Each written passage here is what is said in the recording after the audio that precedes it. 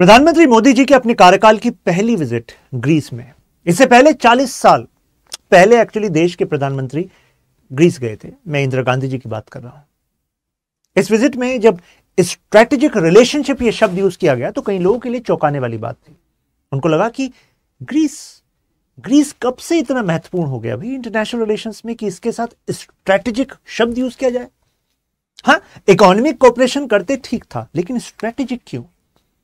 यह इंडिकेशन है कि ग्रीस बहुत कुछ बदलने वाला है, क्योंकि स्ट्रेटेजिक शब्द एक्चुअली इंटरनेशनल रिलेशंस के जब हम की कॉन्सेप्ट्स को जानते हैं तो उसके इवोल्यूशन में रिलेटिवली न्यू शब्द है स्ट्रेटेजिक रिलेशनशिप। स्ट्रेटेजिक का जो की एंगल होता है वो सिक्योरिटी होता है, यानी कि सुरक्षा। तो ऐसे में दिमाग में घंटी बजनी चाहिए आपके कि ग्रीस सुरक्षा के लिहाज से कैसे इंपॉर्टेंट हो सकता है। कहां इंडिया, कहां ग्रीस? ईस्टर्न मेडिटेरियन में टॉप पर है ग्रीस, यूरोपियन यूनियन का गेटवे है ग्रीस। तो इकोनॉमिक रिलेशंस के एस्पेक्ट से इंपॉर्टेंट है ग्रीस, लेकिन सिक्योरिटी कैसे? फिर शायद कुछ लोग कहेंगे अरे सर वो इसलिए हो सकता है क्योंकि ग्रीस का कहना है कि मेडिटेरियन सी में actually United Nation convention on law of seas UN clause के तहत रूल बेस्ड ऑर्डर रहना चाहिए।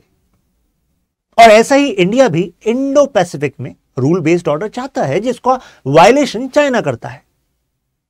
चाइना एक मेजर प्लेयर इस एरिया में बनना चाहता है और ऑलरेडी स्टेप्स ले रहा है। अभी उसकी कहानी भी आएगी। तो जहां चाइना मेजर स्टेप्स ले रहा है वहां पर इंडिया को मेजर स्टेप्स लेने चाहिए कि नहीं चाहिए? भाई लेने चाहिए। क्या स्टेप्स ले रहा है इंडिया? चलिए जानते हैं सारी कहानी को। रिसेंट विजिट में एक जॉइंट स्टेटमेंट आई कि 2030 तक इंडिया ग्रीस का जो बायलैटरल ट्रेड है, दोनों का जो व्यापार है वो दोगुना होने वाला है।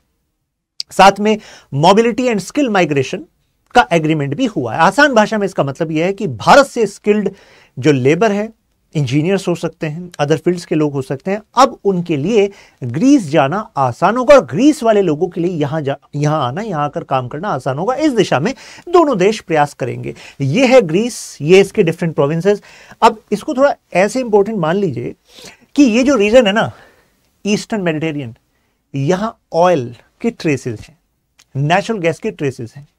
तो अब मुझे बताइए, जहां ऑयल हो, नेचुरल गैस हो, तो आपको नहीं लगता ये इस पूरे एरिया की यानी कि यूरोप के एनर्जी सप्लाई के लिए महत्वपूर्ण हो जाता है ग्रीस, है कि नहीं? और मैंने क्यों यूएन क्लॉज का जिक्र किया? United Nation convention of law of seas वो क्या कहता है कि आपके कोस्टल एरिया से 200 नॉटिकल माइल तक का जो क्षेत्र है उस पर जो इकोनॉमिक रिसोर्सेज हैं उस पर आपका हक होगा। आप सोचिए, एक ऐसा देश जिसके छोटे छोटे कितने सारे आइलैंड हैं ईस्टर्न मेडिटेरियन में, और जहां पर क्या है? Oil and natural gas. तो जाहिर सी बात है, अब जैसे जैसे एक्सप्लोरेशन एक्सट्रैक्शन इंप्रूव होगा, बढ़ने लगेगा, तो मुझे बताइए जो क्लेम है इस एरिया पर स्ट्रेंथन होगा कि नहीं होगा? बिल्कुल होगा। और ग्रीस के रिश्ते किसके साथ खराब है भाई? आंसर है टर्की। और यहां पर कश्मीर वाले मुद्दे को जरा और लेकर आ जाइए। टर्की कश्मीर वाले मुद्दे, जैसे कि हमने अपने देश के कॉन्स्टिट्यूशन के हिसाब से अपने क्षेत्र कश्मीर का स्टेटस बदला, मैं बात कर रहा हूं एब्रोगेशन ऑफ आर्टिकल 370, तो उस पर ग्रीस का कहना था भाई क्या ही बात है, ठीक है उनका इंटरनल मैटर है, लेकिन टर्की का कहना था नहीं नहीं नहीं नहीं ये गलत हुआ है। तो ग्रीस और टर्की आपस में, ये देखिए ग्रीस और टर्की इनकी आपस में है दुश्मनी। इस एरिया को लेकर टर्की पाकिस्तान की तरफ झुकता हुआ दिखता है, तो ग्रीस इंडिया के साथ दिखता है। तो इस दिशा से भी जरा सोचिएगा, क्या कि नहीं? मैंने बताया स्ट्रेटेजिक पार्टनरशिप का कॉमन एंगल सिक्योरिटी होता है, राइट? लेकिन इसके अलावा इसमें इकोनॉमिक एंगल भी आ सकता है, राइट? और जो डिफेंस वाला पार्ट है वो तो है ही, राइट? लेकिन जो टेक्नोलॉजी आज की दुनिया में, ये कहा जाता है कि economy, Jio economics is in front seat and geopolitics can be considered in back seat. Exceptions can be there, like you have rivalry with a nation, for example China. लेकिन वैसे जियो इकोनॉमिक्स जो है वो अपने आप में स्ट्रेटेजिक रिलेशनशिप का भाग होती है, राइट? तो यानी कि यहां पर जो ग्रीस है वो जब इंडो पैसिफिक शब्द को एक्सेप्ट कर रहा है, जिसको चाइना एक्सेप्ट नहीं करता, तो मुझे बताइए जो इंडिया का लार्जर फोकस है इंडो पैसिफिक रीजन में रूल बेस्ड ऑर्डर होना चाहिए। चाइना का एक्सपेंशनिस्ट एटीट्यूड नहीं चलेगा। ऐसे ही टर्की भी चाहता है मेडिटेरियन में रूल बेस्ड ऑर्डर होना चाहिए। किसी का एक्सपेंशन नहीं चलेगा, चाहे चाइना हो चाहे टर्की हो। तो कहने का मतलब है मेडिटेरियन और इंडो पैसिफिक में जो सिक्योरिटी है, जो ट्रेड है, उसमें हम दोनों के रुख एक जैसे हैं। आप ही शायद कई लोग सोचते होंगे सर टर्की इतना रेलेवेंट कहां है, अभी पता लगेगा कितना रेलेवेंट है आपको टर्की। पहले इतिहास से उठाते हैं। कहा जाता है कि अलेक्जेंडर का जो एनेक्सेशन हुआ था टुवर्ड्स इंडियन पेनिनसुला, वो एक मेजर लिंक था इंडिया में, मतलब जो इंडियन पेनिनसुला है उसमें और ग्रीस में। वैसे तो आपको बता दूं कि जो अलेक्जेंडर द ग्रेट थे, उनके जो टीचर थे, ही वॉज एरिस्टोटल। एरिस्टोटल के टीचर थे प्लेटो, एंड प्लेटो के टीचर थे सोक्रेटिस, यानी कि सुकरात। तो ये भी कहा जाता है कि सुकरात और जो प्लेटो थे, उन दोनों को कुछ जो जानकारियां मिली थी अपनी लाइफ में, वो इंडियन पेनिनसुला के वेस्टर्न कोस्ट, यानी कि जहां पर गुजरात है, जहां पर महाराष्ट्र है, इस कोस्ट से जाने वाले व्यापारियों और कुछ ल्यूमिनरीज, यानी कि जो नॉलेजेबल पर्सनालिटीज होते हैं, उससे लिंक करके कल्चरल कनेक्शन इससे पहले भी हो चुका था। क्योंकि वहां के जो विचारक हैं एथेंस के, जैसे प्लेटो, सोक्रेटिस, तो उनके व्यूज में हमें कुछ ऐसी कॉमन चीजें दिखती हैं जो कि एंशिएंट इंडियन पॉलिटिकल थॉट में भी थी। जैसे कि द आइडिया ऑफ जस्टिस, कि social justice should be prior to individual justice, the idea of soul, आत्मा का सिद्धांत। खैर हम वहां पर आज नहीं जाएंगे, आज तो फोकस आईआर पे है, लेकिन लिंक मैंने आपको बता दिया, राइट। तो इसके बाद हमारे पास कुछ प्रूफ्स हैं जिसमें पता लगता है कि जो सेल्यूकस, यानी कि सेल्यूकस निकेटर आपने सुना होगा, Alexander the great general, right, Chandragupta Maurya और सेल्यूकस वन के बारे में अशोकन एडिक्ट्स में भी पता लगता है, राइट। इसके अलावा ये देखिए डेमेट्रियस एंड मेनेंडर, ये जो कॉइन्स पाए जाते हैं इस एरिया में, यानी कि जिस एरिया को आज हम पाकिस्तान में देखते हैं, पेशावर के आसपास, तो पता लगता है कि इस एरिया में इंडो ग्रीक कल्चरल एक्सचेंज था। ऐसे यहां पर बम्यन, बुद्धा, और ये जो आप देख रहे हैं ये एग्जाम्पल है ग्रीक एंड बुद्धिस्ट आर्किटेक्चर का, जहां पर जो अगर आर्किटेक्चर ऐसा है तो इसका मतलब क्या है कि इस एरिया में, यानी कि जो आज पाकिस्तान का भाग बन गया, कुछ एरिया अफगानिस्तान का भाग है, तो उस एरिया में जो ग्रीक्स थे, they were present and they were influencing the culture of that area, right. अब मॉडर्न टाइम के रिलेशनशिप की बात करें तो डिप्लोमेटिक रिलेशन स्टैब्लिश हो चुके थे 1950 में। आप कहेंगे मतलब क्या होता है? मतलब होता है कि डेडिकेटेड हमारा एक फॉरेन मिशन था ग्रीक में, राइट। इंडिया ने ओपन करी एम्बेसी 1978 में, डिप्लोमेटिक रिलेशन स्टैब्लिश कर दिए थे। हमने देखा कि जब दुनिया में कई सारे देश हमारे विरोध में थे कि अरे इंडिया ने एनपीटी साइन नहीं किया हुआ, नॉन प्रोलिफरेशन ट्रीटी, यानी कि इंडिया न्यूक्लियर वेपन बना सकता है, ये जो बड़ी ताकतें हैं यूएस, इनके हिसाब से नहीं चल रहा, तो ऐसे में भारत को न्यूक्लियर जो टेक्नोलॉजी है, न्यूक्लियर फ्यूल है, वो ना मिले, तो ऐसे में जो ग्रुप है एनएसजी, इसमें भारत की एंट्री अलाउ नहीं थी। तो अभी भी भारत एनएसजी का पार्ट बनना चाहता है, लेकिन हमें बनने नहीं दिया जाता। अभी रिसेंट स्टेटमेंट भी थी, but the point here is कि ग्रीस ने हमेशा हमारा सपोर्ट किया, हालांकि हम अदर इनिशिएटिव्स का पार्ट बन चुके हैं, राइट। तो लेकिन ग्रीस ने जब भी इंडिया को डिफेंस वाले एस्पेक्ट पे किसी इंटरनेशनल ग्रुपिंग का पार्ट बनना चाहा, जिससे कि हम दूसरे देश से हथियार, तकनीक या मटेरियल ले सकें, तो उसमें ग्रीस ने हमारा साथ दिया है, राइट। चाहे वो मिसाइल टेक्नोलॉजी कंट्रोल रेजिम हो, जिससे हाईटेक मिसाइल्स की टेक्नोलॉजी को शेयर किया जा सके, कोलैबोरेट किया जा सके, वासनर अरेंजमेंट हो जहां पर डुअल यूज वाली जो डिफेंस टेक्नोलॉजीज हैं उनकी बात हो सके, ऑस्ट्रेलिया ग्रुप जहां पर केमिकल बायोलॉजिकल वेपन्स वाली बात हो। तो कहने का मतलब यह है कि जो डिफेंस जो ग्रुपिंग्स है मेजर वर्ल्ड की, उसमें भाग बनने के लिए भारत का ये विश्वास जो है ग्रीस ने दिखाया है। हमने इन्वेस्टमेंट भी की है। For example Greece is looking for investment and Indian companies are investing there. मैं केवल एक उदाहरण आपको देता हूं, जैसे क्रेटे आइलैंड पर ये जो आप एयरपोर्ट देख रहे हैं, यहां पर जीएमआर का इन्वेस्टमेंट। इंडियन एंटरप्रेन्योर्स जो है अदर फील्ड्स में, जैसे हमारा जो एमएसएमई है, वो भी इनकी मिनिस्ट्री के साथ वहां पर कोऑर्डिनेट कर रही है। तो इंडिया ग्रीस के जो ट्रेड रिलेशंस हैं, इसमें अब आप सोचेंगे सर बताइए हमें कि हम एक्सपोर्ट क्या कर रहे हैं वहां पर और हम उनसे इंपोर्ट क्या कर रहे हैं। देखिए मेन जो एक्सपोर्ट आइटम है from Greece to India are cotton and scrap, जो एल्यूमिनियम है, फेरस है, कॉपर है, लेड है, मार्बल, ग्रेनाइट और कैल्शियम कार्बोनेट। और main items of export from India, यानी कि जो हमारे यहां से जा रहा है। अब इसको देखिएगा, क्योंकि इससे थोड़ा कनेक्शन आपको मिलेगा कि अच्छा फ्यूचर में इस एरिया में इंडिया और ज्यादा ट्रेड एक्सपेंड करने वाला है, क्योंकि हमें क्रूशियल एक्सेस मिलने वाला है ग्रीस का। तो क्या क्या है, जैसे आपको दिख रहा है यहाँ पर automobile sector, right, flat rolled steel items, यानी कि जिससे कि मल्टीपल तरह के स्टील की चीज़ें बन सकती हैं, ऑटोमोबाइल के छोटे छोटे कंपोनेंट्स हो सकते हैं, पेट्रोलियम प्रोडक्ट हो सकते हैं। आप सबको पता है हमारे यहाँ रिफाइनरीज क्रूड ऑयल लेती हैं, फिर उससे फिनिश्ड प्रोडक्ट्स बेचती हैं। ग्रीस की इंपॉर्टेंस क्या है? एक तो देखिए इसकी लोकेशन मेडिटेरियन सी में, प्लस ग्रीस जो है ना ईयू का पार्ट तो है ही, नेटो का भी पार्ट है। You will be surprise to know कि जो ईयू है वो अपने टोटल डिफेंस बजट का मतलब 2% से ज़्यादा खर्च करता है उन मुद्दों पर, नेटो से रिलेटेड एक्चुअली पॉइंट पर, जबकि कितने सारे अन्य यूरोपियन नेशंस ऐसे हैं जो नेटो की डिफेंस गाइडलाइन है, मतलब बजट गाइडलाइन है, उसको फॉलो नहीं करते। तो यानी कि ग्रीस के हालात 2007-8 के सब प्राइम क्राइसिस के बाद हिले थे, लेकिन now Greece is doing great, right. Plus Greece एक ऐसा नेशन है जिसमें ईयू का तो पार्ट है ही, शेंजन का पार्ट है, यानी कि उसका वीजा लिया तो इसका मतलब है कि आप अदर जगह भी आसानी से ट्रेवल कर सकते हो।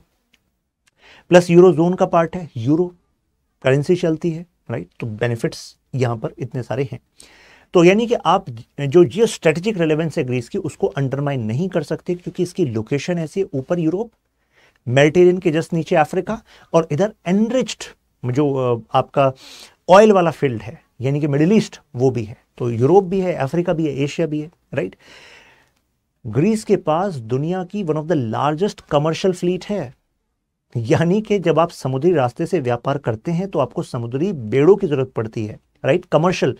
तो कमर्शियल फ्लीट में अमंग टॉप मोस्ट है ग्रीस। तो जाहिर सी बात है अगर मेडिटेरियन में हमें ट्रेड करना है तो जाहिर सी बात है ग्रीस के साथ स्ट्रेटेजिक पार्टनरशिप हमारे लिए भी फायदे की बात है कि नहीं है? है। अभी कुछ पोर्ट्स की हम बात करने वाले हैं, क्योंकि देखिए ये एजेंसी है, ये ब्लैक सी है। अब ब्लैक सी के ऊपर ये मेजर कंटेस्टेशन चल रहा है, इससे कनेक्ट करता हुआ एजेंसी है। तो जिसको भी व्यापार करना है मेडिटेरियन में, और ये है एनर्जी रिच रीजन, तो अफ्रीका से व्यापार करना है तो अब भाई वहां पर जाके मेडिटेरियन से थोड़ा ना ऊपर जाएंगे। तो बेस्ट रास्ता क्या है? गेटवे है यूरोप का इस रीजन से ग्रीस। तो इस वजह से और ज्यादा महत्वपूर्ण हो जाता है ग्रीस। गैस रिजर्व्स वाली बात मैं आपको बता चुका हूं, और एक और यहां पर पॉइंट है, आपको पता है कि रशिया यूक्रेन क्राइसिस चल रहा है, तो ऐसे में यहां से जो सप्लाई है वो तो रुकी है। तो यूरोप की मार्केट चाहती है कि अल्टरनेटिव एरियाज को बिल्ड किया जाए। तो ऐसे में जो ये वाला एरिया है ये यूरोपियन मार्केट का भी फोकल पॉइंट है, जिस पर कंट्रोल किसका है? ग्रीस का है। तो जो पूरे यूरोप के लिए इंपॉर्टेंट होने वाला एरिया है, तो वो हमारे लिए अगर स्ट्रेटेजिक है तो मुझे बताइए हमारे लिए तो इंपॉर्टेंट हुआ कि नहीं हुआ? बिल्कुल हुआ, राइट। तो यही मैंने आपको बताया कि मेडिटेरियन की तरफ विशेष फोकस है। ग्रीस की जो ज्योग्राफिकल लोकेशन है वो, अब ये देखिए, ये जो रीजन है ये एनर्जी रिच रीजन है। यहां से एलएनजी की पाइपलाइन एशिया की तरफ, यूरोप की तरफ, अफ्रीका की तरफ, और ऊपर Turkey, and through this in other areas. तो कहने का मतलब है ये मेजर फोकल पॉइंट है, राइट। तो ग्रीस जो है अपने मिलिट्री एसेट्स को इस एरिया में डिप्लॉय करके इस रीजन को सिक्योरिटी भी प्रोवाइड करता है।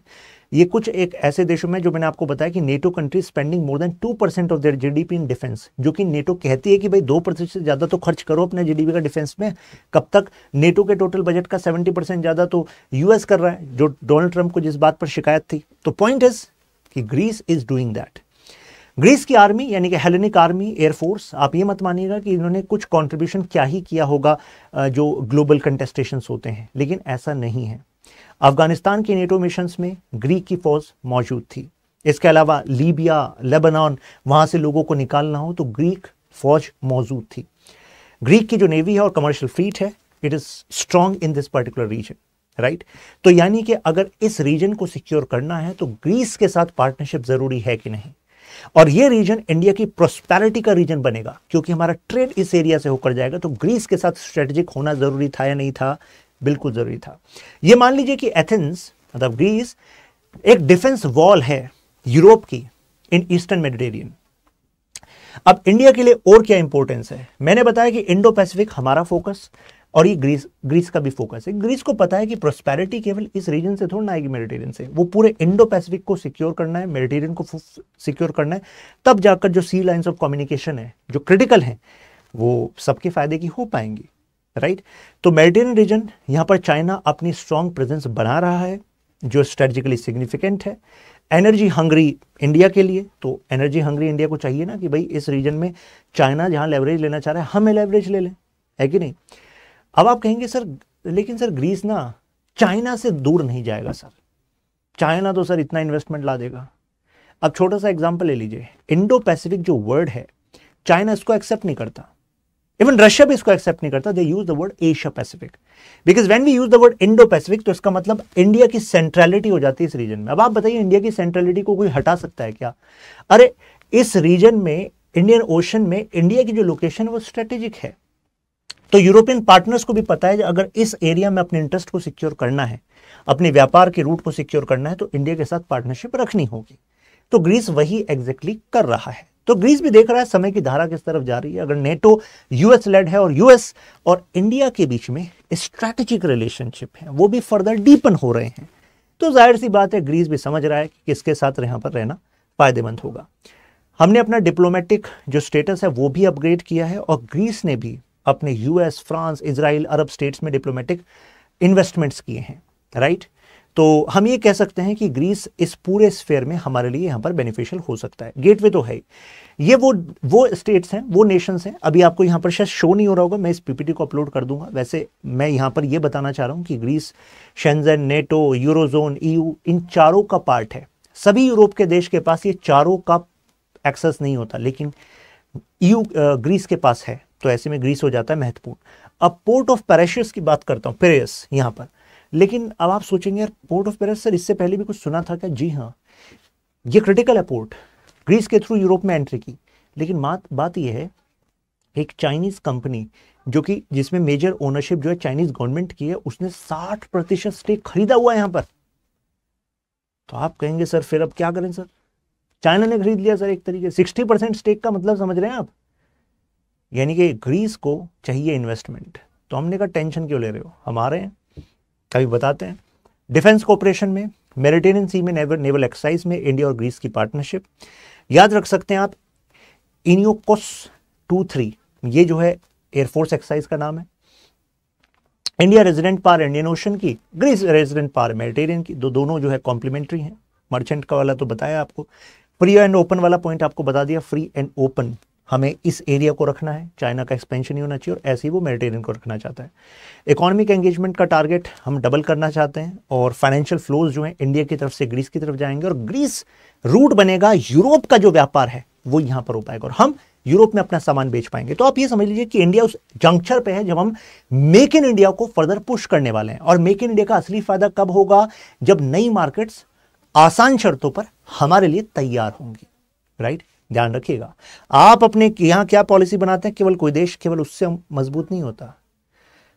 इंटरनेशनल लेवल पर कौन कौन से देशों से, कौन से सिस्टम से आपको लेवरेज मिलती है, आपका देश कितना मजबूत होगा, रूल करेगा नहीं यूरोप को, ये इस पर भी निर्भर होता है।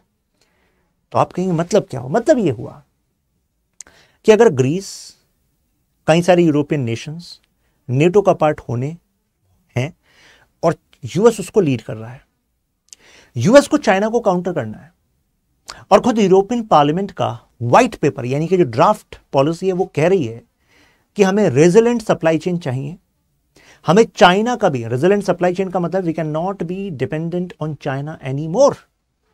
तो नेक्स्ट बेस्ट अल्टरनेटिव है कौन? इंडिया। पॉपुलेशन है भाई, मार्केट है, मैन्युफैक्चरिंग की तरफ फोकस कर रहे हैं, तो ये मौका है। अगर यूएस लेड जो यूरोप है उसकी जरूरत बन जा रही है इंडिया टू चैलेंज चाइना, तो जाहिर सी बात है इंडिया को लेवरेज लेना चाहिए इस मौके का, क्योंकि लेवरेजेस से आप अपनी पॉलिसी का सटीक फायदा उठा पाते हैं, राइट। जो अब ईयू की ब्यूरोक्रेसी में जो हमें दिक्कत आएगी, मान लीजिए ट्रेड को एक्सपेंड करने में, तो भाई ग्रीस अगर हमारे साथ है और बाकी यूरोपियन नेशंस के साथ बायलैटरल रिलेशंस हमारे स्ट्रांग हैं, तो अभी नेक्स्ट लेवल पे जब हम एफटीए पर फर्दर डिस्कशन स्टार्ट करेंगे, फ्री ट्रेड एग्रीमेंट पे, तो ग्रीस के साथ जो हमारी पार्टनरशिप है वो काम आएगी कि नहीं आएगी? बिल्कुल काम आएगी। अब ग्रीस और यूरोप में आप सबको पता है सस्टेनेबल डेवलपमेंट गोल पर फोकस, ग्रीन टेक्नोलॉजी पर फोकस, रिन्यूएबल पर फोकस, और इस पर इंडिया का फोकस भी है। फार्मास्यूटिकल, रिन्यूएबल्स, टेक्नोलॉजी, एग्रीकल्चर, इन जो उनकी जरूरत है वो हम भी यहां पर कर रहे हैं, एफटीए में वो हमें हेल्प करेगा। टूरिज्म सेक्टर, आप इस जगह का नाम बताएंगे कमेंट में, आपने देखा तो होगा, Santorini Greece major honeymoon destination है। तो ग्रीस कह रहा है कि देखो हम यहां पर मीटिंग्स, इंसेंटिव्स, कॉन्फ्रेंसेस, तो ये सब स्टार्ट करेंगे और वेडिंग टूरिज्म को बढ़ाएंगे। यानी कि भारत से कुछ लोग यहां पर आकर शादी करना चाहते हैं तो ल्यूक्रेटिव पैकेज जो है, विशेष छूट मिलेगी, ऐसा कह रहे हैं। लेकिन देखिए, हमें तो स्ट्रेटेजिकली बात करनी है कि ग्रीस कैसे फायदेमंद होगा। तो आप कहेंगे से टूरिज्म से क्या लेना देना है? अरे बिल्कुल लेना देना है। टूरिज्म से पीपल टू पीपल कनेक्शन बढ़ता है। टूरिज्म से भाई ग्रीस का व्यापार बढ़ेगा। 25% जो ग्रीस का रेवेन्यू है वो टूरिज्म से ही आता है। तो अगर हमारे यहां पर इतनी जनता है और वो यहां पहुंचती है, घूमने तो जाना ही है दुनिया में, कहीं ना कहीं जा ही रहे हैं लोग, तो यहां जाती है, तो जाहिर सी बात है जब ग्रीस की कमाई होती है तो ग्रीस देखता है oh India is very important for us, right. तो अभी डायरेक्ट फ्लाइट को स्टार्ट कराने के लिए विशेष फोकस की बात चल रही है। माइग्रेशन मोबिलिटी स्किल्ड लेबर आ जाए उसकी बात चल रही है। अब मैंने पोर्ट की जो बात की थी, मैं इसकी बात कर रहा हूं। जो पेरिस पोर्ट है इस पे 60% स्टेक चाइनीज कंपनी का है, जो कि इंडिया को जो एक्सेस देने के लिए इस एरिया में एक बाधक साबित हो रहा है। लेकिन हियर द सॉल्यूशन, यानी कि हम कह रहे हैं ग्रीस से कि भाई आपके यहाँ और भी तो पोर्ट हैं, उनको डेवलप करना चाहते हो कि नहीं चाहते हो? ग्रीस ने कहा बिल्कुल चाहते हैं, लेकिन इन्वेस्टमेंट चाहिए ना। ग्रीस ने कहा टेंशन क्यों ले रहे हो, अभी आएंगे इन्वेस्ट करने। तो वहां पर यहाँ पर पेरिस पोर्ट पर जो इनका इन्वेस्टमेंट है, हमने यहाँ पर 2 पोर्ट पे किया है। चाइना 1 पे जा रहा है तो हम 2 पर जा रहे हैं। ये कवाला पोर्ट और वोलोस पोर्ट। देखिए वोलोस पोर्ट यहाँ एथेंस से करीब 300 किलोमीटर के डिस्टेंस पर है। वोलोस पोर्ट ये भी अपने आप में एक स्ट्रेटेजिक लोकेशन है, और ये है यहाँ पर कवाला पोर्ट, तो ये भी स्ट्रेटेजिक लोकेशन है। तो इन दोनों जगह पर अदानी ग्रुप का मैसिव इन्वेस्टमेंट होने की पूरी उम्मीद है, राइट। तो इससे एक गेटवे हमें मिलेगा कि नहीं मिलेगा? अरे 2 गेटवे मिलेंगे, राइट। तो India does pick up the sport for the development हम करेंगे, और इंडिया का जो ट्रांजिट हब बनाना चाहते हैं हम यूरोप में, तो वो हम ग्रीस को बनाएंगे। आप कहेंगे ट्रांजिट हब क्या होता है? ट्रांजिट हब का मतलब होता है कि जो हमारे प्रोडक्ट्स हैं वो ग्रीस में जाएंगे, और ग्रीस से फिर डिफरेंट एरियाज में जाएंगे, तो जिसको हम कहते हैं ट्रांसशिपमेंट हब। तो अब ग्रीस और कैसे फायदा दे सकता है? देखिए, ग्रीस के पास शेंजन, ईयू, यूरोजोन, ये सारी फैसिलिटीज हैं। तो ऐसे में ग्रीस अगर यूरोप की किसी अन्य देश के साथ व्यापार करता है तो वो व्यापार फेवरेबल टर्म्स पर होता है। तो हमारी कंपनीज बाकायदा वहां पर अपना कोई सब्सिडारी बना देंगी, जिससे कि ग्रीस की टैक्स पॉलिसी और यूरोप की टैक्स पॉलिसी का बेनिफिट हो सके। अब वो कंपनियां कमाएंगी तो टैक्स का पैसा तो भारत आएगा, राइट। कमाई तो यहां पर भी होगी ना, प्रोडक्शन यहां पर भी होगा, राइट। तो ग्रीक की जो फॉरेन पॉलिसी है, पहले कहा जाता था कि वो चाइना के इन्फ्लुएंस में रहती है, लेकिन अब डायनेमिक्स बदल रहा है। तो वो ग्रीक की जो फॉरेन पॉलिसी है वो चाइना से दूर जा रही है और इंडिया की तरफ अलाइन हो रही है।